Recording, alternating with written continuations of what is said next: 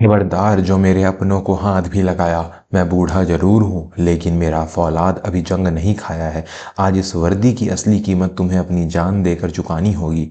यह शब्द उस रात के सन्नाटे को चीरते हुए गूंजे थे जब मौत सामने खड़ी थी और उम्मीद की कोई किरण नजर नहीं आ रही थी। शहर के पौस इलाके में बनी गुलमोहर सोसाइटी अपनी शान और शौकत के लिए जानी जाती थी। यहाँ बड़े बड़े व्यापारी, अफसर और अमीर घराने के लोग रहते थे। इस सोसाइटी के बड़े से लोहे के गेट पर एक बूढ़ा चौकीदार बैठता था जिसका नाम था रघु काका। उम्र करीब 65 साल, चेहरे पर झुर्रियाँ और चलने में एक पैर से हल्का सा लंगड़ापन।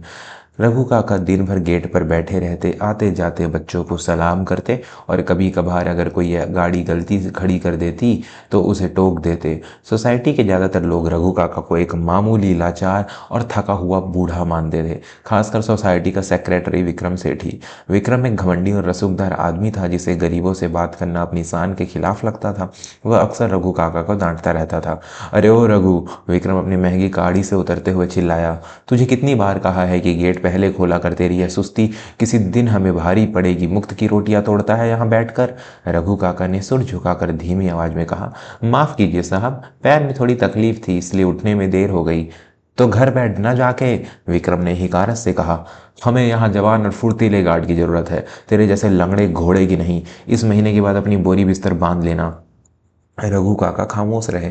उनकी बूढ़ी आंखों में एक अजीब सी चमक थी, अपमान की नहीं बल्कि एक गहरे संयम की। वे जानते थे कि वक्त से पहले जुबान खोलना कायरता है, लेकिन विक्रम को नहीं पता था कि जिस लंगड़े घोड़े को वह निकालने की बात कर रहा है उसका इतिहास क्या है। वह दिवाली की रात थी, पूरी सोसाइटी रोशनी से नहाई हुई थी। हर बालकनी में दिए जल रहे थे और बच्चे नीचे पार्क में फुलझड़ियाँ चला रहे थे।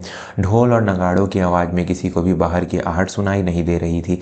विक्रम सेठी ने घर पर एक बड़ी पार्टी चल रही थी। शहर के कई नामी लोग वहां मौजूद थे। शराब और कबाब का दौर चल रहा था। रघु काका गेट पर अकेले थे। उनकी नज़रें बार बार सोसाइटी के पीछे वाले जंगल की तरफ जा रही थी। हवा का रुख बदला हुआ था, जानवरों की आवाज़ें अचानक बंद हो गई थी।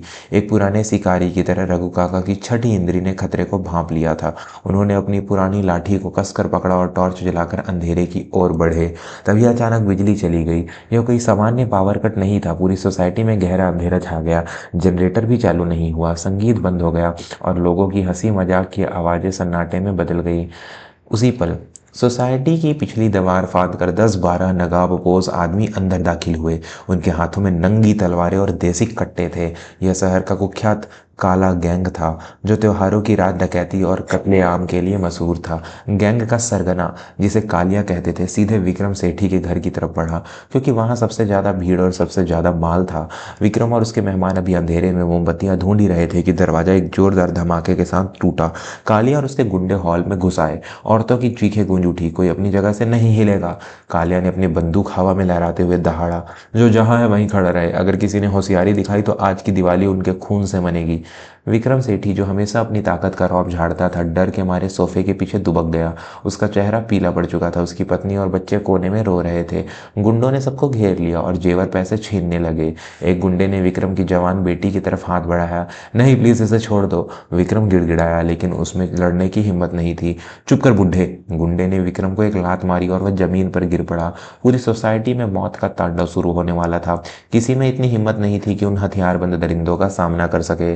मेरे प्यारे दोस्तों, इस कहानी के नाजुक मोड़ पर जब एक परिवार की इज्जत और जान दांव पर लगी है, अगर आप भी मानते हैं कि मुसीबत के वक्त ही असली रक्षक की पहचान होती है, तो अभी इस चैनल को सब्सक्राइब करें। हम ऐसी ही रोंगटे खड़े कर देने वाली कहानियां आप तक लाते रहेंगे। अंधेरे हॉल में दहशत का माहौल था। कालिया विक्रम की बेटी का हाथ पकड़ने ही वाला था, तभी एक भारी और कड़क आवाज दरवाजे से गूंजी, रुक जा। वह आवाज़ किसी मामूली बुढ़े की नहीं थी, उसमें बादलों जैसी गरज थी। सबने पलट कर देखा, दरवाजे पर रघु काका खड़े थे।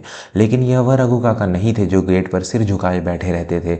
उनकी पीठ एकदम सीधी थी, वह लंगड़ापन गायब था और उनके हाथ में लाठी नहीं बल्कि एक पुरानी लेकिन चमकती हुई कुखरी गोरखा चाकू थी। कालिया हंसा, अरे यह बुढ़ा हमें रोकेगा? जा काका, अपनी जान बचाओ और भाग जा। रघु काका धीरे धीरे कमरे में दाखिल हुए। उनके चेहरे पर एक अजीब सी शांति थी, तूफान से पहले वाली शांति। मैंने कहा, बच्ची का हाथ छोड़ दे। एक गुंडा रघु काका की तरफ बढ़ा। लगता है बुड्ढे को मरने की जल्दी है। उसने तलवार से वार किया, लेकिन अगले ही पल जो हुआ उस पर किसी को यकीन नहीं हुआ। रघु काका ने बिजली की रफ्तार से खुद को झुकाया, गुंडे की कलाई पकड़ी और एक ही झटके में उसे हवा में उछाल कर जमीन पर पटक दिया। हड्डी टूटने की आवाज हॉल में गूंज गई। यह दाव पेच किसी चौकीदार के नहीं बल्कि एक मंझे हुए कमांडो के थे। विक्रम सेठी और बाकी मेहमान फटी आंखों से देख रहे थे। कालिया का चेहरा सख्त हो गया। मारो इसे, उसने चिल्लाया। 3 गुंडे एक साथ रघु काका पर झपटे। रघु काका ने पास रखे एक भारी फूलदान को लात मारकर एक गुंडे के मुंह पर दे मारा, दूसरे की तलवार को अपनी कुखरी से रोका और तीसरे को कोहनी मारकर ढेर कर दिया। उनकी हर हरकत नपी तुली और घातक थी। वह लंगड़ा आदमी अब मौत बनकर नाच रहा था। दरअसल रघु काका कोई आम चौकीदार नहीं थे। उनका असली नाम सूबेदार रघुवीर सिंह था, जो पैरा कमांडो यूनिट से रिटायर। जिस पैर में लोग लंगड़ापन समझते थे, वहां कारगिल युद्ध के दौरान गोली लगी थी, लेकिन वह कमजोरी नहीं, उनका मेडल था। उन्होंने जानबूझकर अपनी पहचान छुपाई थी ताकि शांति से जीवन बिता सके, लेकिन आज वह शांति भंग हो चुकी थी। तुमने गलत घर का दरवाजा खटखटाया है, रघुवीर सिंह ने गुर्राते हुए कहा। अब उनके हाथ में 2 तलवारें थी जो उन्होंने गुंडों से छीनी थी। कालिया ने घबराकर अपनी बंदूक रघुवीर की तरफ तानी। मैं तुझे भून डालूंगा। जैसे ही उसने ट्रिगर दबाया, रघुवीर सिंह ने सोफे को ढाल बनाकर एक छलांग लगाई। गोली सोफे में धंस गई। इससे पहले कि कालिया दूसरी गोली चलाता, रघुवीर सिंह ने अंधेरे का फायदा उठाते हुए अपनी कुखरी फेंक कर मारी। कुखरी सीधे कालिया के हाथ पर लगी और बंदूक उसके हाथ से छूट गया। इसके बाद का नजारा विक्रम कभी नहीं भूल पाया। उस बुढ़े शेर ने अकेले ही बाकी बचे गुंडों को दौड़ा दौड़ा कर मारा। किसी का हाथ तोड़ा, किसी का पैर। कमरे में सिर्फ गुंडों की कराहने की आवाजें आ रही थी। 5 मिनट के अंदर काला गैंग के खूंखार अपराधी जमीन पर रेंग रहे थे। विक्रम की बेटी दौड़कर रघुवीर के पीछे छिप गई। रघुवीर ने उसकी तरफ देखा और प्यार से सिर पर हाथ फेरा। डरो मत बेटा, जब तक मैं जिंदा हूं कोई तुम्हें छू भी नहीं सकता। तभी बाहर पुलिस की सायरन सुनाई दी। पड़ोसियों ने पुलिस को बुला लिया था। इंस्पेक्टर जब अंदर आया और उसने देखा कि शहर का इनामी डकैत कालिया और उसके साथी अधमरी हालत में पड़े हैं और उनके बीच एक बूढ़ा चौकीदार खड़ा है, तो वह हैरान रह गया। लेकिन जैसे ही इंस्पेक्टर की नजर रघु काका के चेहरे पर पड़ी, वह ठिठक गया। इंस्पेक्टर ने अपनी टोपी ठीक की और एड़ियां जोड़कर एक कड़क सैल्यूट मारा। जय हिंद साहब, इंस्पेक्टर ने भारी आवाज में कहा। सूबेदार मेजर रघुवीर सिंह, सर आप यहाँ? पूरी महफिल सन्न रह गई। विक्रम सेठी, जो अब तक कांप रहा था, यह सुनकर पत्थर की मूरत बन गया। इंस्पेक्टर ने विक्रम की तरफ मुड़कर कहा, मिस्टर सेठी, आप शायद नहीं जानते कि यह कौन है। यह भारतीय सेना के सबसे घातक कमांडो यूनिट का हिस्सा रह चुके हैं। 1999 की जंग में इन्होंने अकेले एक पूरी दुश्मन पोस्ट को तबाह किया था। इन्हें वीर चक्र से सम्मानित किया गया है। हम तो इन्हें बरसों से ढूंढ रहे थे।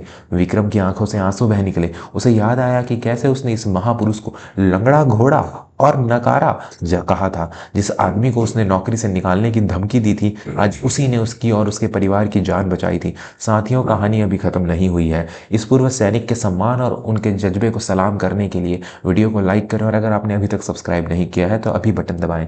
रघुवीर सिंह ने इंस्पेक्टर के सैल्यूट का जवाब एक हल्की मुस्कान से दिया। उन्होंने अपनी कुखरी वापस म्यान में रखी और अपना वही पुराना झुका हुआ रूप धारण कर लिया।